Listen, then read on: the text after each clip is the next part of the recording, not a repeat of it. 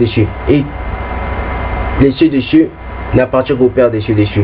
Toute domination visible et invisible, toute puissance visible et invisible, toute souveraineté visible et invisible et toute autorité visible et invisible dans les 7 cieux n'a été remis et ne vient de droit que à la parole de Dieu.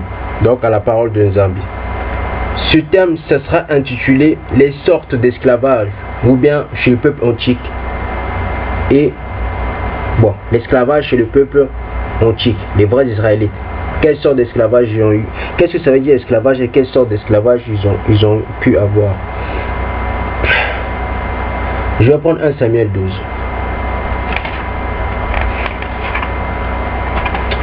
6-12. Alors Samuel dit au peuple, c'est l'Éternel qui a établi Masa et Aaron qui a fait sortir vos ancêtres d'Égypte. Maintenant tenez-vous là et je vous jugerai devant l'Éternel sur tous les bienfaits qu'il vous a accordés, à vous et à vos ancêtres. Après la venue de Jacob en Égypte, vos ancêtres ont crié à l'Éternel et il a envoyé Masa et Aaron. Ceux-ci ont fait sortir vos ancêtres d'Égypte et ils les ont fait habiter dans ce pays. Mais ils ont oublié l'Éternel, leur Nzambi, et il les a vendus à Sisera, le chef de l'armée de Hatzor, aux Philistins et aux rois de Moab qui leur ont fait la guerre. Et ils ont encore crié à l'Éternel en disant, nous avons péché car nous avons abandonné l'Éternel et nous avons servi les Baals et Astarté. Délivre-nous maintenant de nos ennemis et nous te servons. L'Éternel a envoyé Yerobaal, Bédan et Jephthé et Samuel et il vous a délivré des ennemis qui vous ont environné. Et vous avez habité en sécurité. Puis vous avez vu que Nachash, le roi des Ammonites, venait vous attaquer et vous m'avez dit, cela suffit, il faut qu'un roi règne sur nous et pourtant l'Éternel, votre Dieu, est votre roi. Donc, vous avez vu, en demandant un roi, c'est là le début de la calamité a commencé. Vous voyez nos frères des Bantous de Mauritanie ou bien les Égyptiens de Mauritanie, regardez comment ils sont. Ils sont maltraités là-bas. Bien, mes frères, dans ce passage, on voit bien. On arrive à comprendre des choses qui se sont déroulées au temps de nos ancêtres. C'était quoi? Quand ils oubliaient l'Éternel à chaque moment, quand ils péchaient l'Éternel, c'est quoi la péché l'Éternel? C'est transgresser la loi. L'Éternel avait dit qu'il faut que l'aimer que lui seul. Vous comprenez, ça s'appelle de la fidélité. Ben, à chaque moment que le peuple bantou allait derrière cette loi, ne respectait pas cette loi, on était direct, nos ancêtres étaient directement mis, ils étaient vendus. Vous voyez? Donc, l'esclavage du peuple bantou, ça existe depuis des années. Vous comprenez? Donc, c'est pour dire qu'il y a une répétition, il y a une rebobinage, si je peux dire, des échecs du passé. Donc, nous, le peuple bantou, les vrais Israélites sont esclaves. Vous comprenez?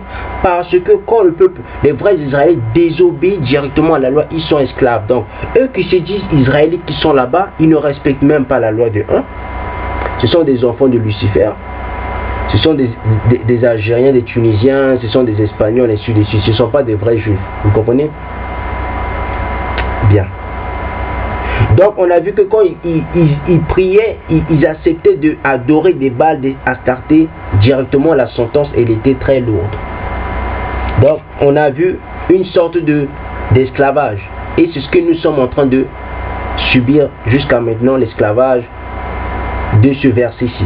Vous voyez, on a été vendu, le peuple bantou a été vendu pendant 400 ans. Là, après l'esclavage, il y a eu quoi encore? Il y a eu la colonisation. Ça a duré je ne sais pas combien d'années. Après, là, ils ne veulent pas lâcher le peuple bantou. Vous comprenez? C'est pour ça que Christ vient les juger. Bien. Parce qu'il fallait, après les 400 ans d'esclavage, lâcher les bantous. Mais, puisqu'ils ont eu le goût de la luxure, voilà, Christ va venir les juger. Vous voyez? C'est une sentence juge. C'est un jugement juste. Mes frères, mes soeurs, je vais prendre un roi. On va prendre un roi 6-1. Un roi 6-1. Un roi 6-1. Ce fut 480 ans après la sortie d'Égypte des Israélites que Salomon commença de construire la maison destinée à l'Éternel. La 4e année de son règne sur Israël durant le mois de Ziv qui est le 2e mois. Donc, on voit dans ce passage qu'on dit, ce fut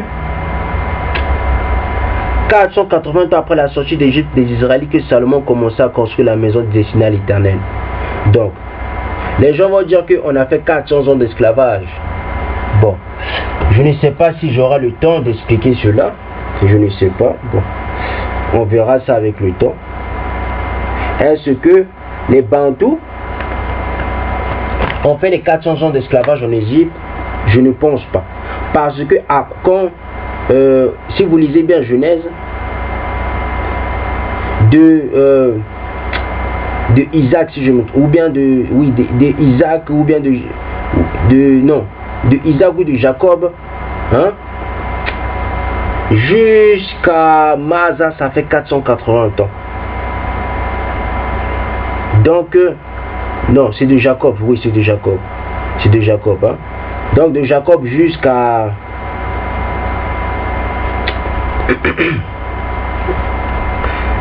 de Jacob jusqu'à Masa, ça fait 480 ans. Bien. Donc, je ne pense pas que le peuple bantou a fait 400 ans d'esclavage en Égypte. Non, je ne pense pas. Parce que quand Yacobo était arrivé là-bas, il n'avait pas fait d'esclavage. Quand nos patriarches, les Lévites, ils étaient là-bas, les Yosef, ils n'ont pas fait d'esclavage, non. C'est à peu près, ça a duré 100 ans ou après qu'il y a eu l'esclavage, vous voyez. Donc, s'il y a eu l'esclavage, ça pouvait faire que 300 ans, vous voyez, ou 120 ans. Mais j'expliquerai ça dans une autre vidéo. Je vais prendre 1 roi 9. 1 roi 9, 20, 23. 1 roi 9, 20, 23. 1 roi 9, 20, 23. Et il y avait toute une population issue des Amoréens, des Hittites, des Phérésiens, des Héviens et des Jébusiens qui avaient survécu, qui ne faisaient pas partie des Israélites. Leurs descendants étaient restés après eux dans le pays parce que les Israélites n'avaient pu les vouer à la destruction. Salomon les enrôla comme esclaves pour la corvée, statut qui leur est resté jusqu'à aujourd'hui. En revanche, Salomon m'employait par les Israélites comme esclaves. Ils étaient des hommes de guerre, ses serviteurs, ses chefs, ses écuyers, les commandements de ses chars et de sa cavalerie. Oh, excusez-moi. Les chefs des officiers désignés comme responsables des travaux pour Salomon étaient au nombre de 550. Il y avait autorité sur les ouvriers. Donc, on voit que Salomon, il enrôla comme esclaves pour la corvée des gens qui n'étaient pas bantous. Excusez-moi.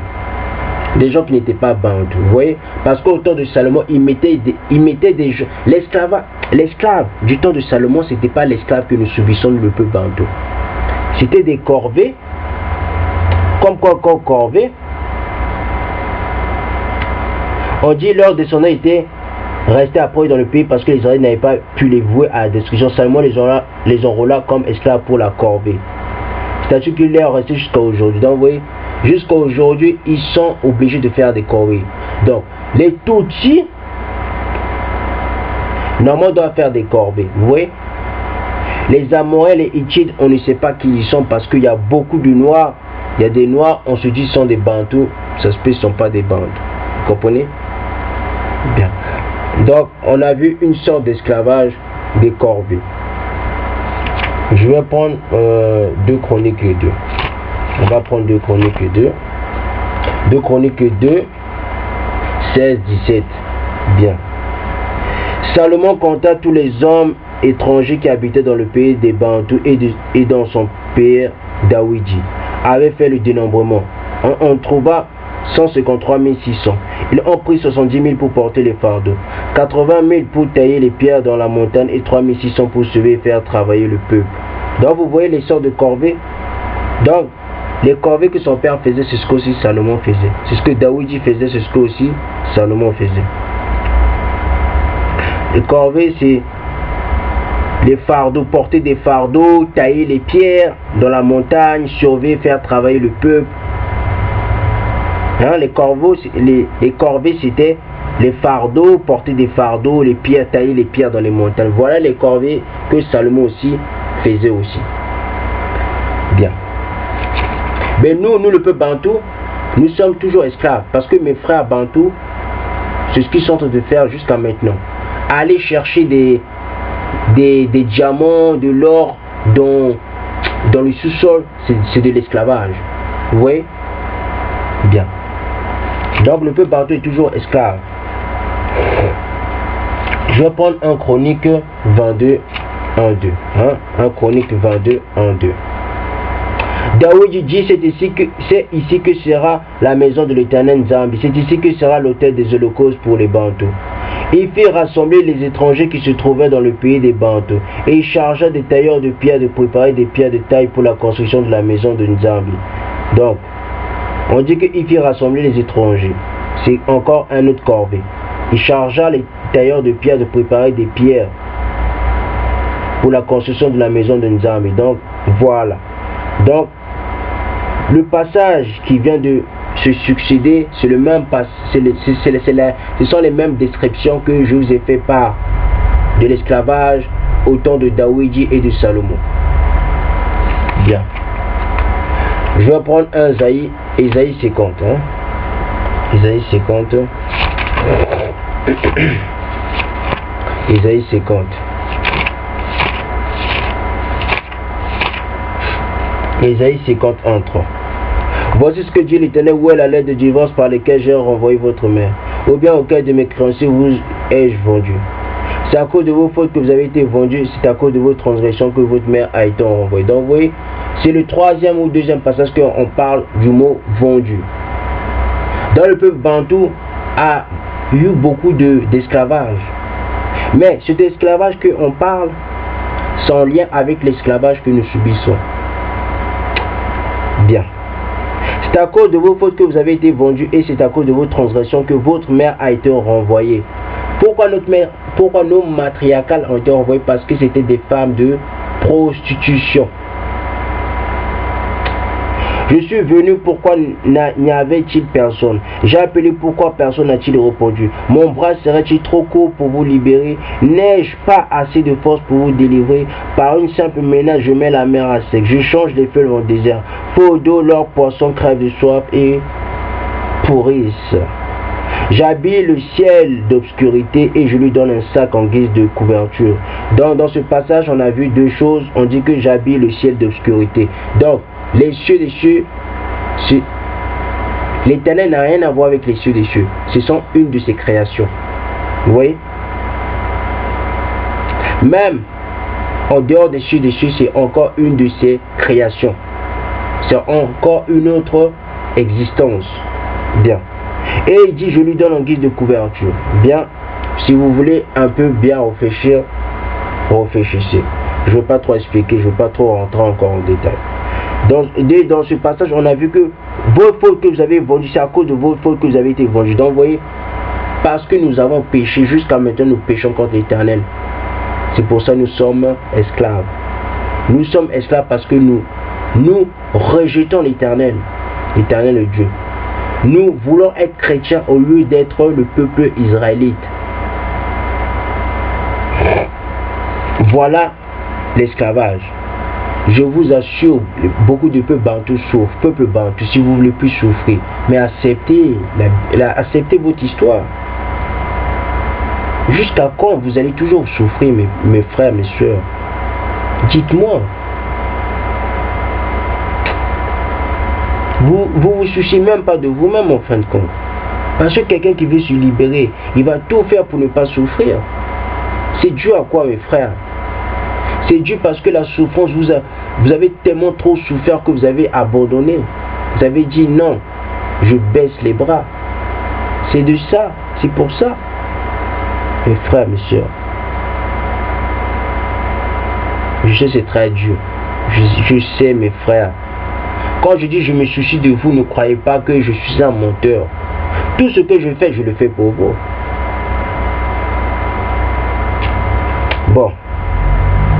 Revêt-toi, fais ta force en guise de vêtements.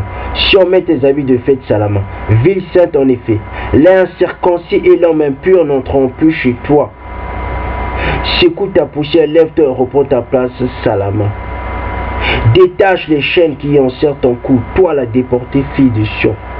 Donc voilà qu'est-ce que vous devez faire. Enlevez l'esclavage du péché. Vous êtes esclaves du péché. Vous rejetez la loi, mes frères, mes soeurs, bantou. En effet, voici ce que dit l'Éternel, c'est pour rien que vous avez été vendus Et ce n'est pas à prix d'argent que vous serez racheté. Donc on dit que ce n'est pas l'argent qui va vous délivrer. Vous comprenez? Ce n'est pas l'argent. C'est l'amour. C'est aimer son frère, sa soeur. C'est ça qui va vous délivrer. C'est la loi. Oui. Voici ce que dit le Seigneur l'Éternel. Tout d'abord, c'est en Égypte que mon peuple est descendu pour y séjourner. Quand on dit descendu, on veut dire monter. D'accord? Regardez les cartes de Mercator et de Peters. Vous allez comprendre. Puis c'est l'Assyrien qui l'a exploité sans raison. Et maintenant, quel intérêt ai-je à voir mon peuple capturé pour rien? Déclare l'Éternel. Ces tyrans poussent des cris, déclare l'Éternel, et constamment à longueur de journée. Mon nom est blasphémé. C'est quoi son nom? Son nom est blasphémé. Son nom n'est pas respecté. Lisez bien Romains 2, 24. Vous allez comprendre.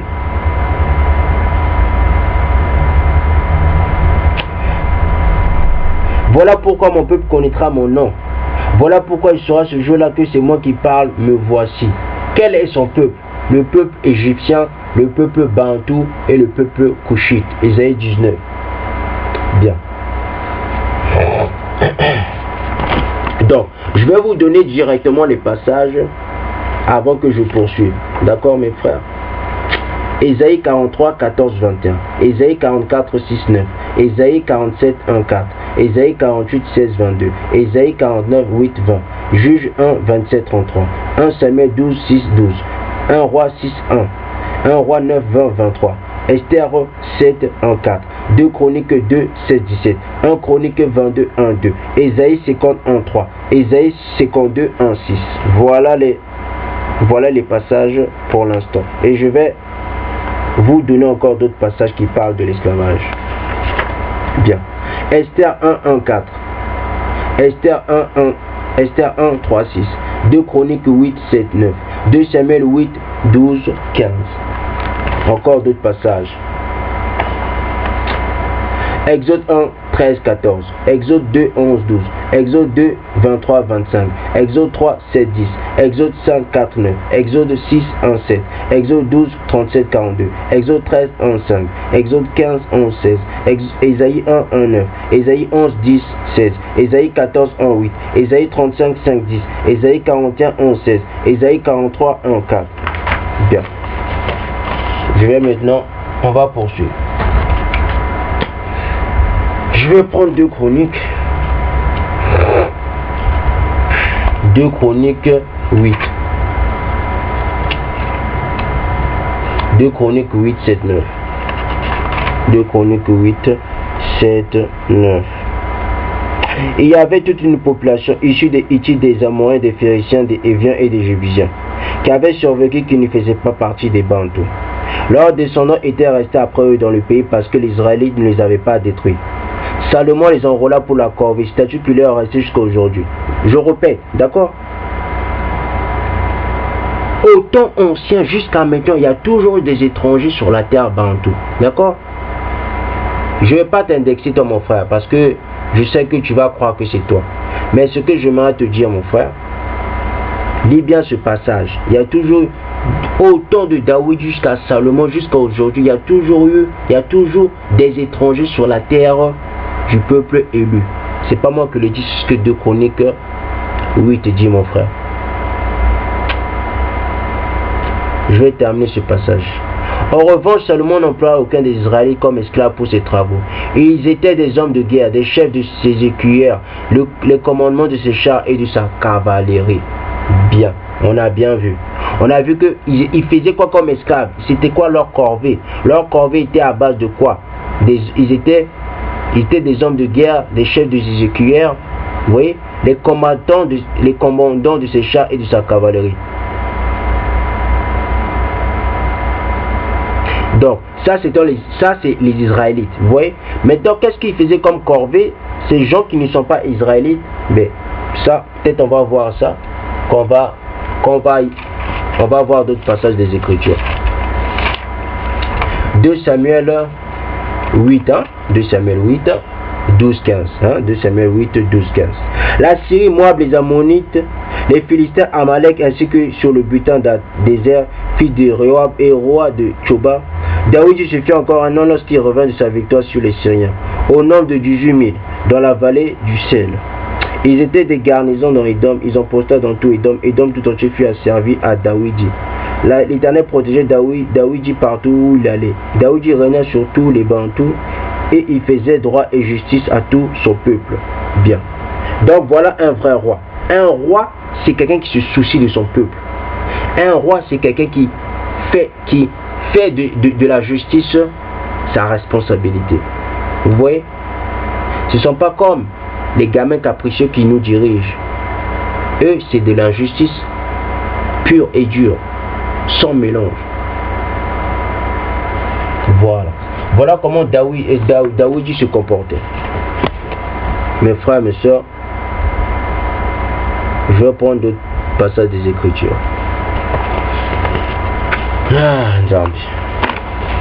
Toute gloire nous vient qu'au Père des cieux dessus. Je vais prendre Exode 1. Je vais prendre Exode 1. Exode 1. Excusez-moi. Exode 1. Exode 1.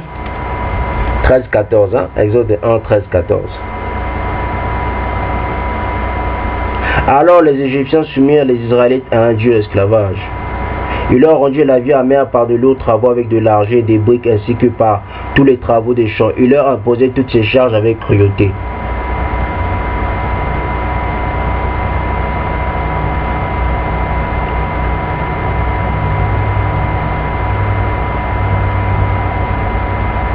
Bien.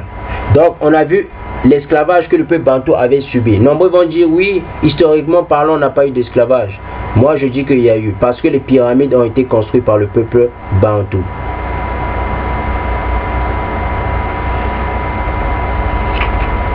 Eux, pour eux, l'esclavage c'est quoi? Pour eux, l'esclavage c'est tuer les gens. Mais non, l'esclavage aussi c'est faire des travaux, tailler les pierres. C'est comme quelqu'un, c'est comme, comment je peux dire? L'esclavage, c'est travailler durement. C'est de l'esclavage. L'esclavage, c'est pas que tuer des gens. Non. Bien. Je vais prendre Exode 2, 11, 12. Exode 2, 11, 12. Une fois devenu grand, Maz sortit vers ses frères et vit leurs pénibles travaux. Il vit un Égyptien frapper un Hébreu, un de ses frères. Il regarda de tous côtés, vit qu'il n'y avait personne et tua l'Égyptien qui cacha dans le sable. Donc, on voit que Maz a sorti vers ses frères et vit leurs pénibles travaux. Donc vous voyez, l'esclavage représente des pénibles travaux. Vous comprenez? L'esclavage que le Bantou subit en ce moment, c'est même pas de l'esclavage. C'est un razzia. C'est pour ça que Christ vient juger toutes les nations, parce que le peuple Bantou, l'esclavage qu'ils sont en train de subir, c'est même pas de l'esclavage. Réellement parlé, proprement même linguistique, hein? Narrativement, ce n'est pas de l'esclavage que nous subissons. Ce que nous subissons, c'est une extermination définitive d'un peuple, tout court, point barre. Bon, je prends Exode 3, 7, 10. L'Éternel dit, j'ai vu la souffrance de mon peuple qui est en Égypte et j'ai entendu les cris qui poussent devant ses oppresseurs. Oui, je connais ses douleurs. Je suis descendu pour le délivrer de la domination des Égyptiens et pour le faire monter de ce pays jusque dans un bon et vaste pays. Un pays où coule le lait et le miel. C'est l'endroit qu'habitent les Cananéens, les Hittites, les Amoréens, les Phérésiens, les Héviens et les Jébusiens. Maintenant, les cris des Israélites sont venus jusqu'à moi. Donc, vous voyez, j'ai aussi vu l'oppression que leurs enfants subissent les Égyptiens. Maintenant, vas-y, je t'enverrai vers le Pharaon et tu feras sortir d'Égypte mon peuple israélite. Donc, vous voyez comment le peuple Bantou a pu se faire délivrer. C'est en criant vers l'Éternel. C'est pour dire que le peuple Bantou doit savoir que c'est eux les vrais Israélites. Parce que afin de crier vers l'Éternel, afin que l'Éternel écoute leurs prières, afin que ils reviennent comme en fidélité. Vous voyez? C'est ça notre but. Notre but, c'est pas parce que Christ est noir que c'est fini. Non. Christ est noir. Pourquoi Christ est noir? Parce que Christ vient pour un peuple Christ vient sauver un peuple. Christ ne vient pas sauver tout le monde. Pourquoi il vient venir sauver tout le monde? Mais qui souffre? C'est pas nous le peuple partout, qui est dispersé partout dans le monde, qui est en exil, qui est discriminé, qui est méprisé, qui on tue, même les chiens et les chats sont mieux traités que nous. C'est nous, ce ne sont pas les chrétiens. Il y a un moment ou un autre, il va falloir que les gens comprennent que si les Européens commencent à souffrir maintenant, ben nous le peuple bantou, on souffre, ça fait des années. Si les chrétiens, vous commencez maintenant, on commence à vous tuer, je ne sais pas, en Syrie, en Palestine, ainsi de suite. Mais écoutez, nous, on nous tue chaque jour. Hein. Nous, ça fait des années qu'on nous tue chaque jour. Hein. C'est pas maintenant, ce n'est pas il y a 2 mai, ce n'est pas quand c'est, comment je peux dire, ce n'est pas qu'en 2000, hein, en 2000 quand on a commencé à nous tuer. Non, ça fait des années qu'on nous tue le peuple noir. Donc, arrêtez de mélanger les choses. On n'a pas les mêmes souffrances, on n'a pas la même histoire, on n'a pas les mêmes cultures, vous les chrétiens. Bien. Bon. Donc, vous voyez, les Bantous, ils ont crié à l'Éternel. Donc, peu Bantou. Si vous voulez pleurer même dans votre cœur, si vous êtes... Moi, je sais que les Bantous, si vous ne voulez pas pleurer, pleurez dans votre cœur, gémissez, demandez que l'Éternel... Criez vers l'Éternel selon l'Esprit. Priez l'Éternel selon l'Esprit. Adorez l'Éternel selon l'Esprit. Si vous voulez vous sauver. Parce que nous sommes ses créatures. Nous sommes faits à son image. Nous sommes faits pour lui. Vous comprenez, peuple bantou? Nous sommes faits pour que toutes les nations voient que ces gens-là sont l'Éternel. Ils ne peuvent rien faire. Vous comprenez? Réveillez-vous, peuple bantou. On n'est pas là pour vous. Faut pas croire parce que dans d'autres vidéos on est très dur avec vous. Faut pas croire que on vous méprise. Bien sûr que non. Parce qu'on a besoin de vous. Vous aussi vous avez besoin de nous. Vous comprenez? Bien. Je vais prendre Exode 5. Hein? Exode 5, 4, 9. Le roi d'Égypte leur dit, Masa et Aaron, pourquoi détournez-vous le peuple de son travail? Retournez à vos corvées. Le pharaon ajouta, ce peuple est maintenant nombreux dans le pays, et vous lui feriez interrompre ses corvées. Le jour même, le pharaon donna aux inspecteurs et aux commissaires du peuple l'ordre suivant. Vous ne donnerez plus comme avant de la paille au peuple pour faire des briques. Ils iront eux-mêmes ramasser de la paille. Vous voyez l'esclavage? Vous leur imposerez néanmoins la quantité de briques qu'ils faisaient auparavant. Vous n'en supprimez rien, en effet ce sont des paresseux. Voilà pourquoi il crie, allons offrir des sacrifices à notre Nzambi. Que l'on chasse ces gens de travail, qu'ils y soient occupés et ils ne prêteront plus attention à des paroles mensongères. Donc vous voyez, c'est ce que nous sommes en train de subir jusqu'à maintenant. Mais la souffrance de ce que nous sommes en train de subir, c'est 3 fois plus que ça. Quand ça devient 3 fois plus que ça s'appelle de l'extermination définitive. C'est l'extermination définitive d'un peuple. Tout point barre. Voilà. Bon, je vais prendre Exode 15. Exode 15, 11, 13. Quel semblable à toi parmi les dieux éternels? Qui est comme toi magnifique de sainteté, redoutable, digne d'être loué, capable de faire des miracles? Tu as entendu ta main droite, la terre les a engloutis. Dans ta bonté tu as conduit. Tu as racheté, donc tu as délivré ce peuple. Pour ta puissance tu le diriges vers ta sainte demeure. Donc vous voyez, donc on assimile Israël, on assimile la puissance d'Israël grâce à l'Éternel. Nous sommes puissants parce que c'est grâce à l'Éternel. Si nous dévions la vérité, si nous sommes contre la vérité, nous devenons impuissants. Notre puissance ne vient que de l'Éternel. Notre gloire ne vient que de l'Éternel. Tout ce que nous faisons de glorieux ne vient que grâce à l'Éternel. Vous comprenez, vous comprenez la nécessité du retour vers l'Éternel. Bien. Je vais prendre Ésaïe 1. Ésaïe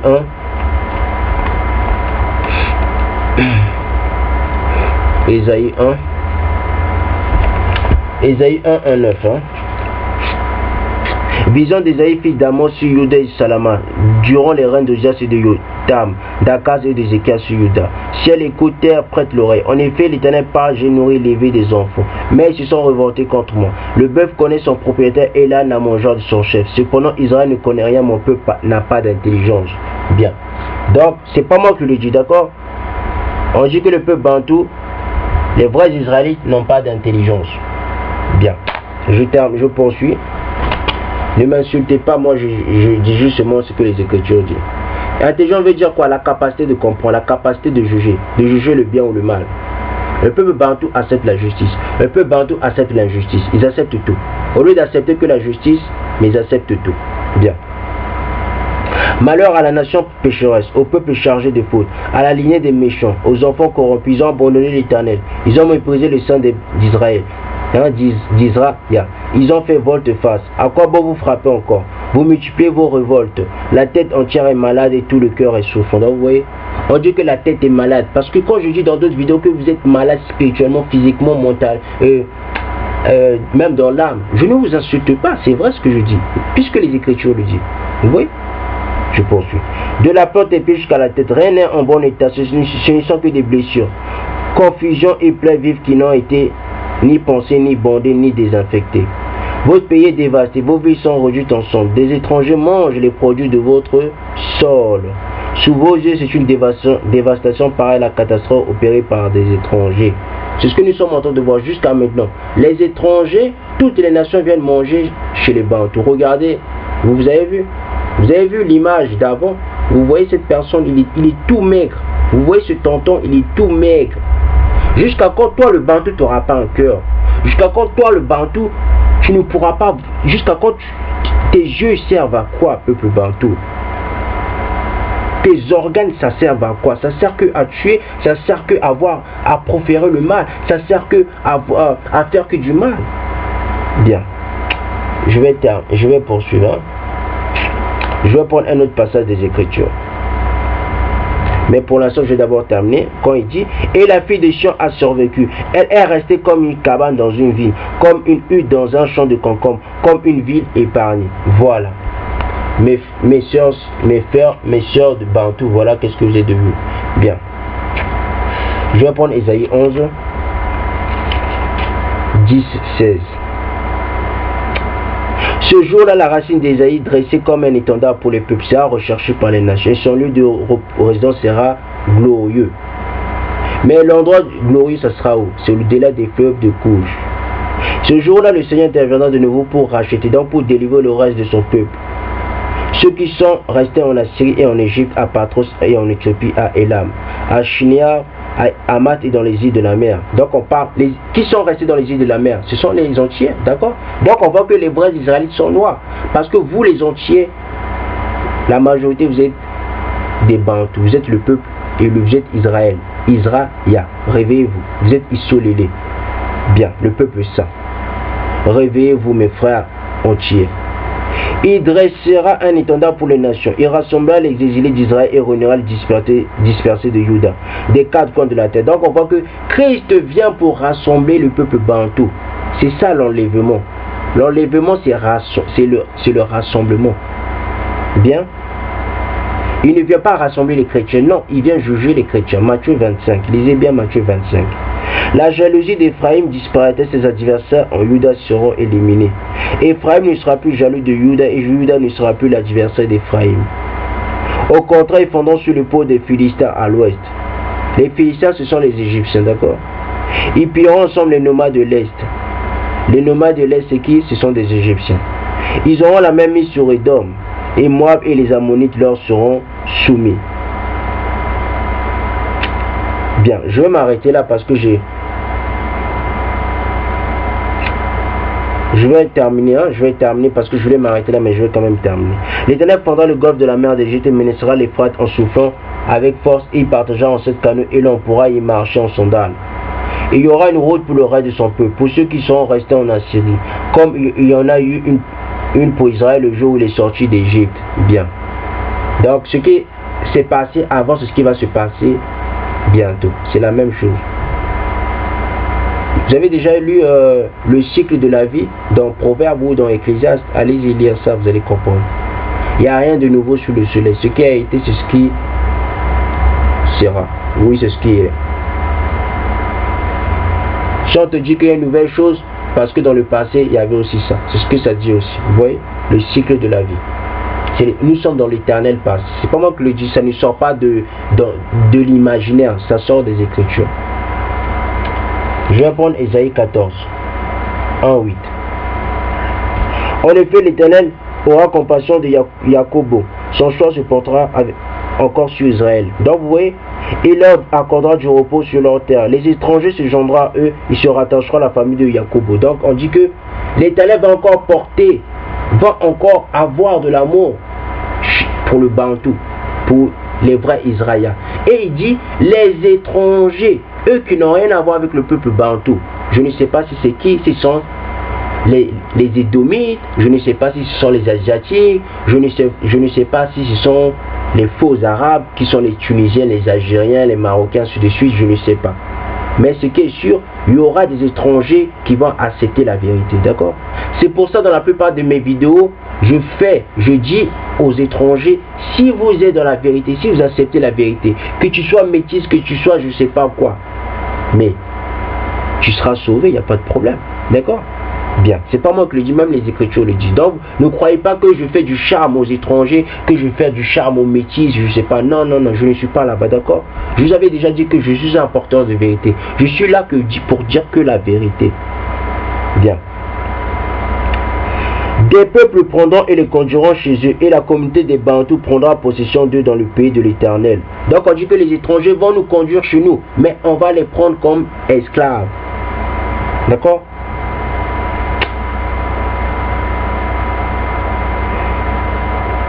Elle fera d'eux des serviteurs, des servantes.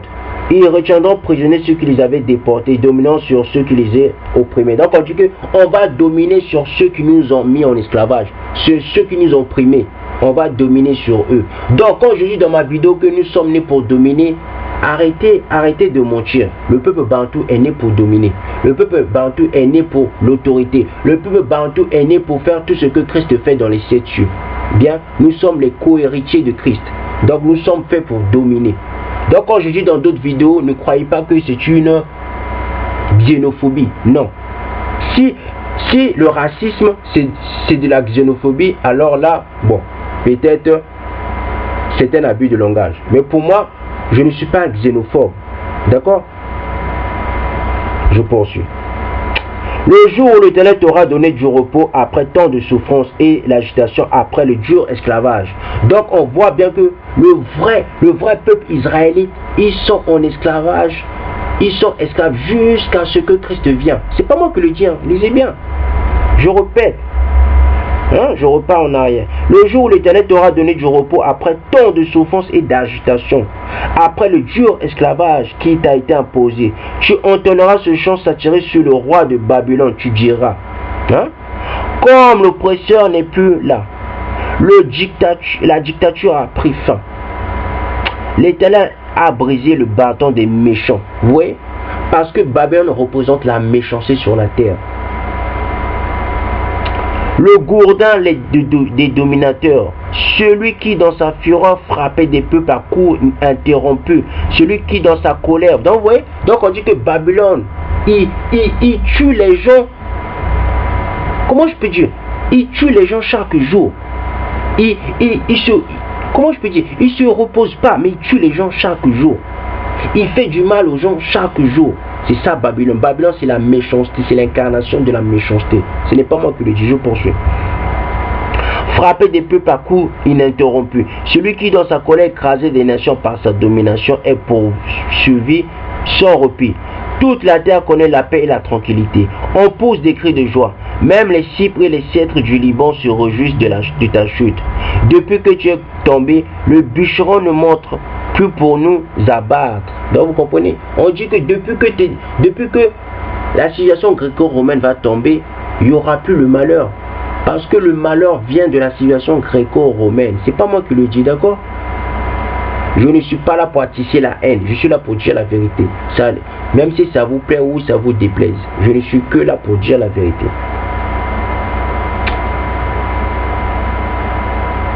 Donc on dit, même les cypres et les cèdres du Liban se réjouissent de ta chute. Depuis que tu es tombé, le bûcheron ne monte plus pour nous abattre. Donc même la forêt sera contente de la chute de la civilisation gréco-romaine. Bien.